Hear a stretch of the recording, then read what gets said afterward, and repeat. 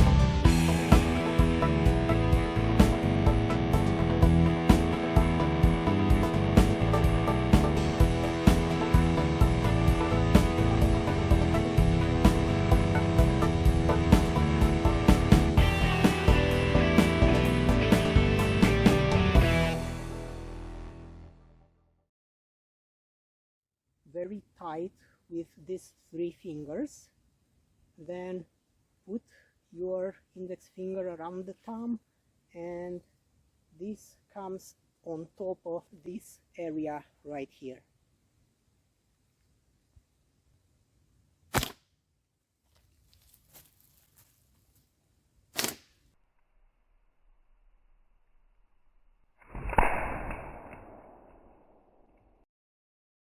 The main fear that people are facing whenever they use this kind of slingshot for the very first time is the fear of shooting their own hand. If you hold the rubber band like this, stretch it and then release it with the rear hand, the rubber is hitting your lead hand. If you use a thicker rubber band, the band will not hit your hand so easily. The rubber is following the trajectory of its inner center, and the thicker the rubber band, the higher its center is and it goes away from your hand.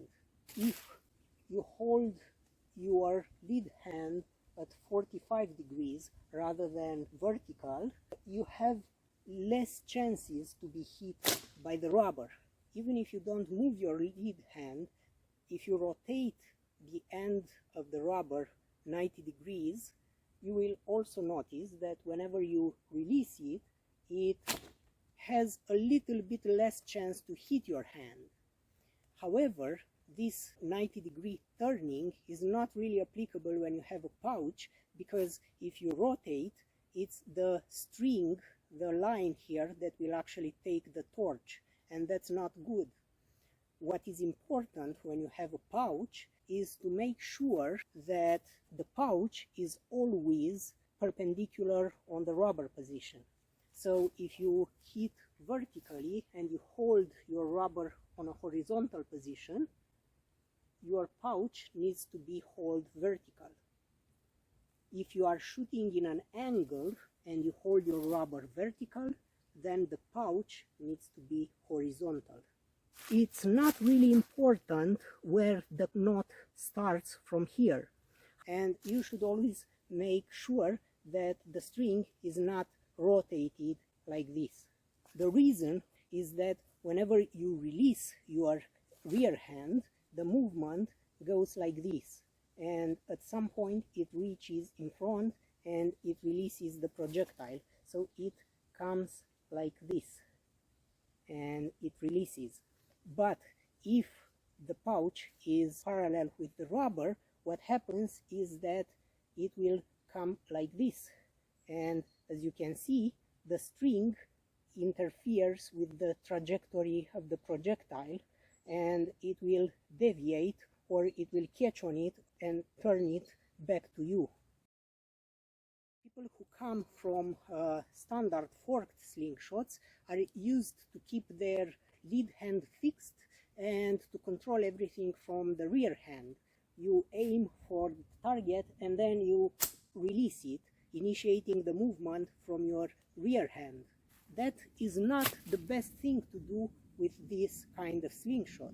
You should initiate the movement with your lead hand by moving it down. So you aim for the target and then you start doing this with your lead hand, this 90-degree rotation from vertical to horizontal position. The lead hand starts the movement, it initiates everything by starting this rotation, then immediately the rear hand releases and the lead hand continues this movement ending up here. And if you follow this basic principle, there is no way you can shoot your hand. It looks like this.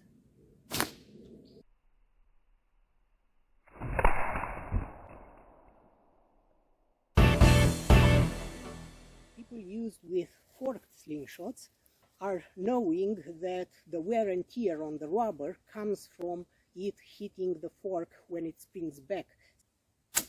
So this hits the fork back, and that's why it usually breaks from either here or here whenever this tires up too much. On this type of slingshot, there is no fork, so it either will hit your hand back, or there is a special technique that allows you to prevent any kind of hit back.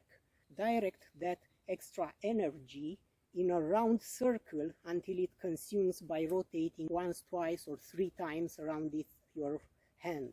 And that dramatically reduces the wear and tear on the rubber and on your own hand. It looks like this.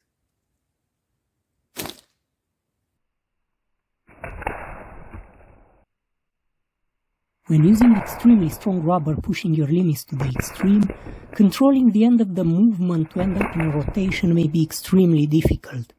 In such a situation, the easiest way to avoid being hit back by the slingshot is to instantly drop down your hands immediately after the shot. This dissipates the entire residual energy remaining within the slingshot and protects both you and the slingshot from wear and tear. Watch the movement of my hands at the end of these extreme shots. Another important factor is the normal wear and tear that comes from the contact between the rubber and your skin. And that happens especially if you do intensive shooting sessions. You can see how my skin adapted to this type of shooting by having a thickened skin on my index finger from my right hand. The folds of my skin around this knuckle here are nearly unseeable.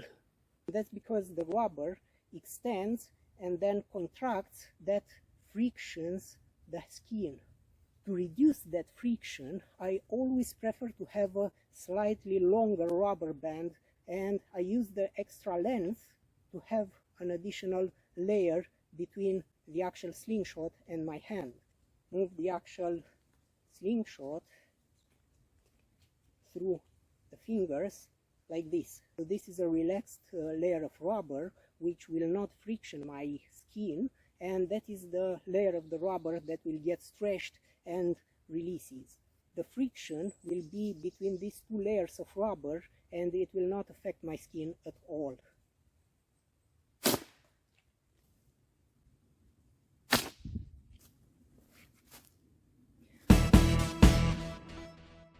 A longer rubber band is preferable because you can put both at the ends and double the power if you need to shoot heavier projectiles, and you have two different types of power on the same rubber. The advantage versus having two different slingshots is that no matter which of the ends wears out first, it will just translate in the entire rubber being reduced in length with a few millimeters, which is not very impactful. Whenever you use really strong rubber that pushes your limits, it may happen that the fingers cannot hold that pressure. So besides the index finger, which is supported by the thumb, also add the middle finger without being supported by anything, and keep this joint right here as straight as possible. So it looks like this. And also start with your hand being at 45 degrees rather than vertical, and this also increases your strength in the wrist. To avoid shooting your hand, you can initiate the lead hand movement not only by doing this from the wrist, which has a very little space here, but also dropping the forward hand down, like this. If your rubber is really strong and it's pushing the maximum strength of your back muscles, triceps and everything, it may happen that even two fingers are still not enough to hold it. And in such situations, you may use your whole fist. And there are three different grips that I usually use with this kind of shooting. The first one is holding your slingshot like this and then moving it over the top of the fist here. Keep the central line of the rubber close to your knuckles, not to the other side, so here, like this. This works just like shooting over the top with an over-the-top slingshot. It's just that you don't have any fork at all. You are shooting over the top of your own fist. And here again, you need to start the movement by dropping down your lead hand. And there needs to be some coordination between your rear hand and your lead hand, like this. The second grip is one that works best, especially with very thick rubber. The way it works, you wrap this over your hand and it looks like a protective glove here, and then bring it through between these two fingers, the index and the middle finger. Don't bring it through the center of the fist. Never do it like this, because the fist is resting on your forearm bones, on only a single small bone named the scaphoid in this area that allows you to do these side movements, and here is nothing that supports it. So never put the pressure here, just put the pressure here, because the scaphoid supports very well this area, like this. And then when you shoot, you keep your fist with the back of the palm up and shoot over it like this. This is the most comfortable if you have this kind of extra length on the rubber, because it protects your skin and also it rises the central line of the rubber on top with a few millimeters away from your hand. The third option, and this one works the best especially when you have wide rubbers, and this is my favorite, which you will see me using most of the times, is hold the rubber with these two fingers, bring it through here, and then bring the rubber on top of the corner of your fist. Part of the rubber width will go over this area right here, and another part of it will go over this side of the fist. So you are bringing it like this. And this allows you to be somewhere in the middle between the other two shooting styles. If it's a webbing pouch, you may want to keep it with these knots on the outside. You don't want the ball or rock, whatever it is, to get influenced or deviated by these knots right here. So you want to expose the smooth surface to the inside where the projectile stays. and this allows also a very clean release without risking anything. When you use extremely fast rubber bands and very thin, very lightweight that you can stretch without much effort, the best way is to use this grip with the tips of the fingers, because this allows you from the rear hand to control the trajectory and have better precision. Whenever you use very thick rubber, which is very close to your muscular limits, this doesn't apply anymore because the tips of the fingers don't have enough power. The roots of the fingers have significantly more power than their tips.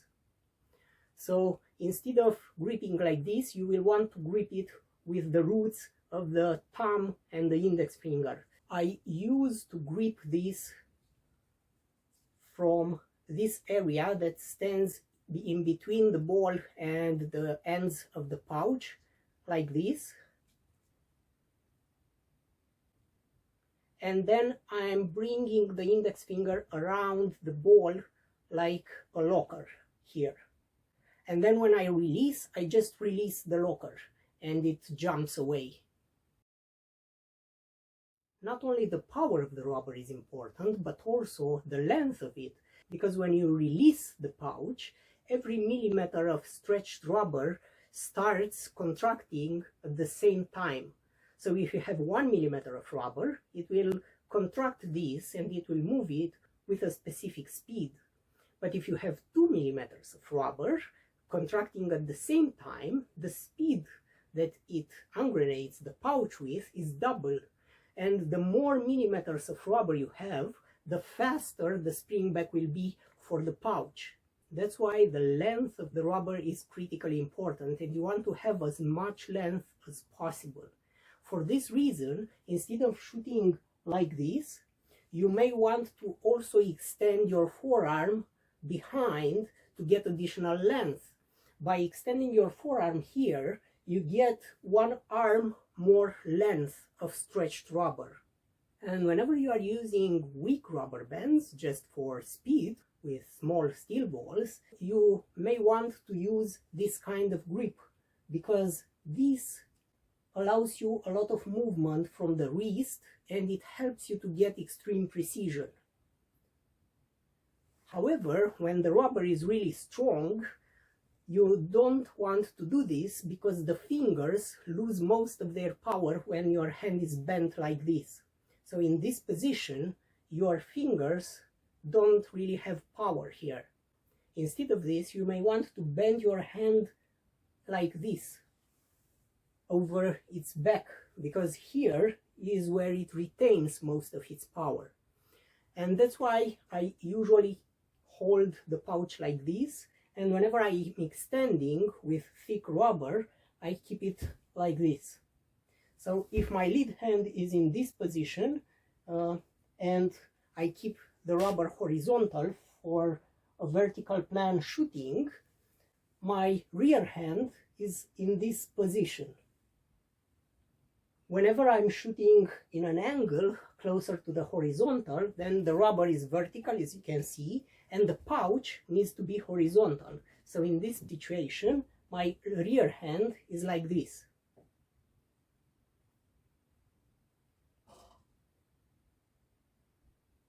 Let's talk a little bit about terminology. The butterfly style means opening your wings like this, instead of shooting bow style. But there are 2 subdivisions of the butterfly style.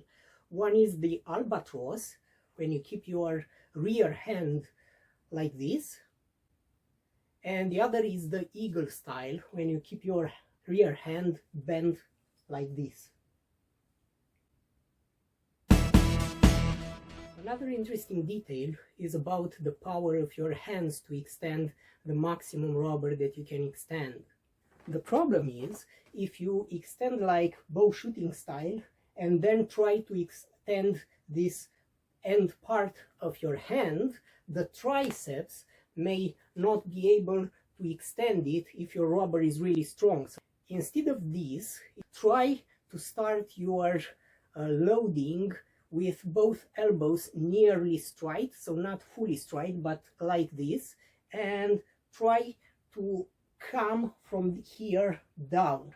the own weight of your hands will help you to go down, and also you are distributing all of that power towards your dorsal muscles, which are significantly stronger than your arm muscles. So you keep your triceps contracted and locked, and come from the back muscles until you get here. Then adjust the direction and then shoot. Some people say that you cannot have precision with this kind of excessively strong slingshot, but you can see me in some of these videos using this slingshot with very high precision and also very high power. In this video, I'm shooting from 100 meters away, and you can see that the angle of the camera is pretty straight. There's no wide angle, nothing that treats your eye. And that press board is just the size of a human chest, and I still pierce through it from that distance. The close-up from behind the target is captured with a 30x optical zoom, so that you see me like being much closer than I really am.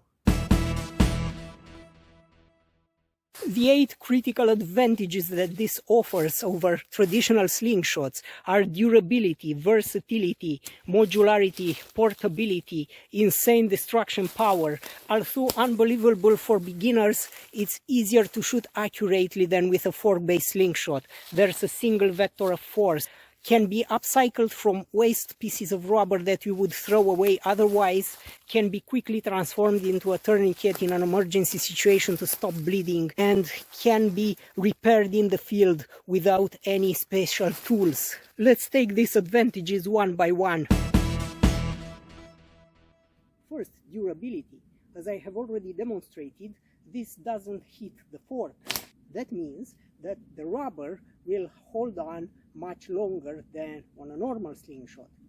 Also, once it wears out, this is extremely easy to repair in the field. You just open the knot like this, it's so easy to open, and then you move these few millimeters up the rubber and then tighten it again, and that's it. If you don't use this for a long period of time, you can just open this and store it disassembled, and that will reduce the wear on the end of the rubber, something that you cannot do with a normal slingshot. The pouch holds a lifetime if it's properly made and from the right materials. It doesn't have much that can wear or that can consume in time. It's only the rubber that will wear and tear in time, and this is very easy to fix in the field if it breaks or anything. The next advantage is modularity. You have just seen how easily and quick it is to move a pouch on a rubber band, to untie it, to tie it again, or to move it from one rubber band to another. And I can use any of these pouches with any of these rubber bands. They are fully compatible with each other.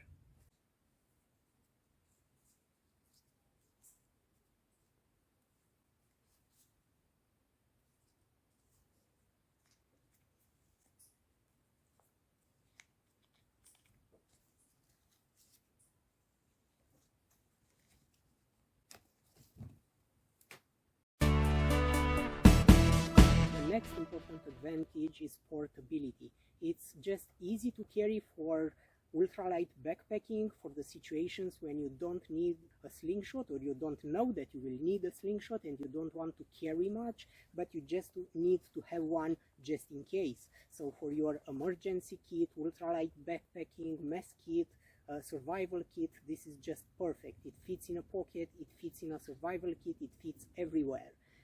It is also concealable and easy to carry in areas where weapons are banned. For example, could you say that this is actually a slingshot and not a friendship bracelet?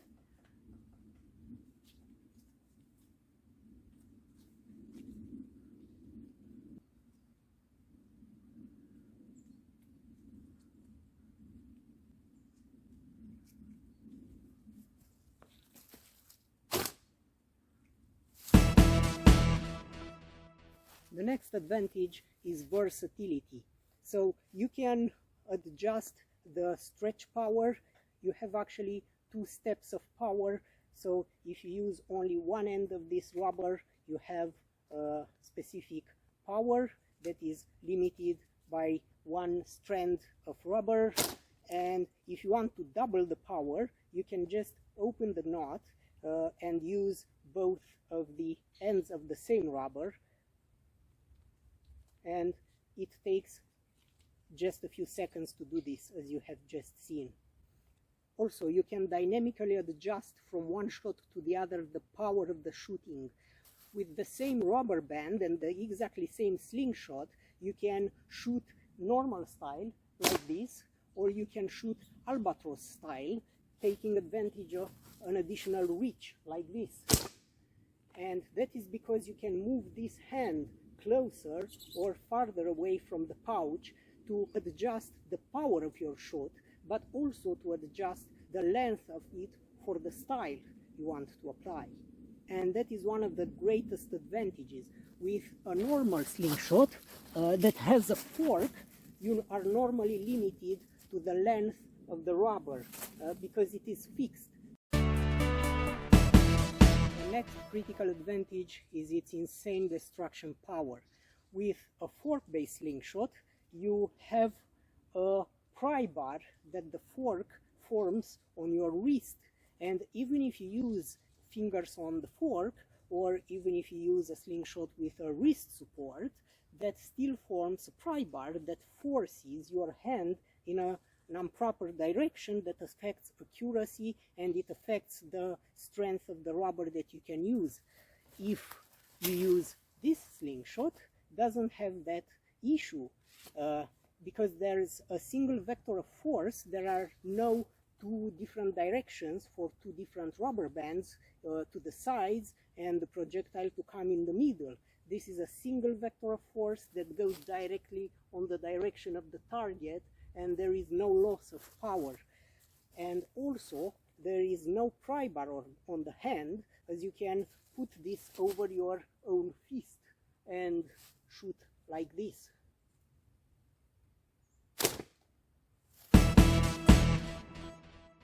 Although this is difficult to believe for beginners especially, it is easier to be accurate with this type of slingshot than with a fork-based one, because there is a single vector of force. So if we talk about fork-based slingshots, because there are 2 vectors of force that go in different directions, and the projectile will be just the resultant between those directions, you need a lot of practice to understand how to aim, because in practice, a stretched rubber will never be perfect.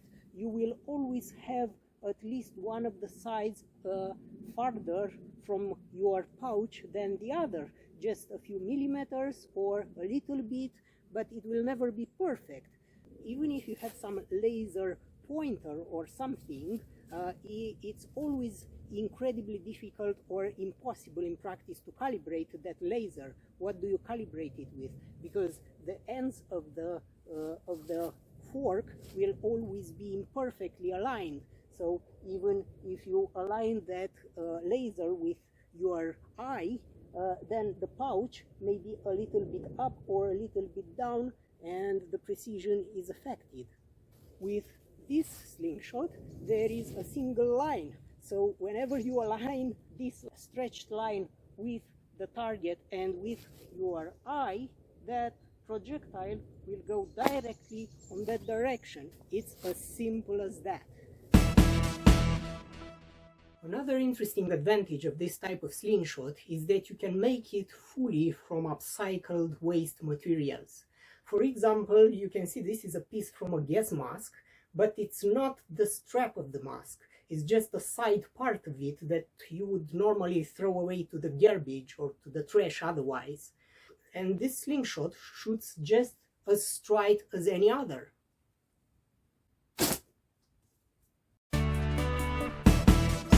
And something that you cannot do with a normal slingshot, with a fork-based one, unless you break it out or cut it or something, with this one you can use it as a tourniquet without breaking it, without disassembling it. Just immediately, if you have an emergency and you want to stop bleeding, just place this there, stretch it, and that's it. Then you open it and it is ready for shooting again. If I convinced you that this is the perfect slingshot, there is no such thing as a perfect thing in this world. There are of course some drawbacks of this slingshot model. First disadvantage, it's a little bit more difficult to operate than a fork-based one. With a fork-based slingshot, if you are a beginner especially, you don't need to learn any specific things, you just stretch it, release it, and that's it. While with this slingshot, you need to watch this video and to apply what I have explained in it. The next disadvantage is related to the size and shape of the projectiles. So this type of slingshot works very well with small projectiles. If you are shooting steel balls or lead balls, that works perfectly all the way up to 25 or even 30 millimeters. But if you want to launch large objects like an apple or a bite cast when fishing, this is not applicable for that type of thing. The larger your object is, the angle of the lines is affected, and then the release is affected. Also, if you want to use a slingshot for launching your line up the tree for climbing, whenever you shoot vertically up, this slingshot can do it, but it's not optimal. This slingshot is perfect for shooting horizontally to the target. You can shoot in different angles, and you can also shoot while standing sit or standing in the grass on your back. But if you want to shoot vertically, it's not perfect. It can do it, but not optimal. Another disadvantage, not less important, is that whenever you shoot for the pleasure of shooting and for entertainment, a fork-based one is extremely more comfortable and more pleasant to use. And last but not least, a normal barehand slingshot frictions your hands. If you just do a few shots a day, even if you do this every day, it's no problem. But if you do hundreds or thousands of shoots, intensive shooting sessions, you will notice that you get some wear and tear on your skin. Also, there are people who are allergic to latex, and in that situation, of course, you don't want your hand to be in contact with the rubber all the time. My grandfather from my mom's side grew up as a child during World War I. Him and his family found themselves in a small town on the northern side of the Danube River when the war ended in 1918. As a child, he played with other children through the large ground holes that had been created by the explosions during the war. It was just 10 or 20 years after the first cars with rubber tube tires started to be imported in Romania from the Western Europe. The cars were rare, uncommon, and only used by authorities and the rich dynasties. However, the waste broken tires were disposed to the trash hole, from where poor people were getting them and started to use them for many additional purposes. In those difficult times after the war, coming from a poor family, my grandpa as well as other children were using those tires to make simple bent slingshots. Adults were also using slingshots for deterring rats and predator birds away from their properties. And some adults were also using different slings, staff slings, and slingshots in the so-called war between neighbors, Romanian versus Roms or Gypsies, entire group and clan wars against each other between different regions of the town. Fire weapons were strictly prohibited, so they were improvising other types of range weapons. And my grandpa was saying that everybody in the affected streets who didn't want to get hit needed to get into their houses for covering whenever such a rumble was starting. My grandpa was the oldest out of 12 brothers, and his family's house was just in the middle between the Gypsies and the Romanian neighbors. And he had friends from both sides, but this was also often causing him trouble during these wars because he was often getting caught in the middle, getting beaten by both of the sides. This was happening between 1914 and 1920 in Oltenica, a small town located at the confluence of the Argeș and Danube rivers in South Romania. This was my mom's dad. Many years later, my father grew up during World War II in a totally different town, also in South Romania. Him and his friends were also using the same slingshot model to play during their childhood. So it is difficult to say who exactly invented this slingshot model or in which exact location, but it's certain that it was invented between 1910 and 1920 on the northern side of the Danube in South Romania. I grew up in both of these towns during the 80s and early 90s, and I learned about this slingshot model from other children and teenagers in my father's town. Only when I raised this topic with my grandpa during the summer, I found out that he knew more than I knew and more than my father knew about this slingshot. He taught me some of the positions of the fingers for better results when using the slingshot. During the 80s and early 90s, people were using bicycle tube, car tire tube, surgical gloves, gas mask straps, basketball and football ball blader, airplane wheel tube to make rubber bands for slingshots. Slingshots were also used by homeless people to defend themselves from dogs and other people and for hitting and hunting small birds. Today, the globalization brought us opportunities that had never been seen before. We are using exercise bands like TheraBand and industrial rubber of the highest quality like this Linatex, which is my current favorite. If you like this video, you may want to also browse the other videos on my channel for similar content. Don't forget to hit the like button and subscribe. Thank you.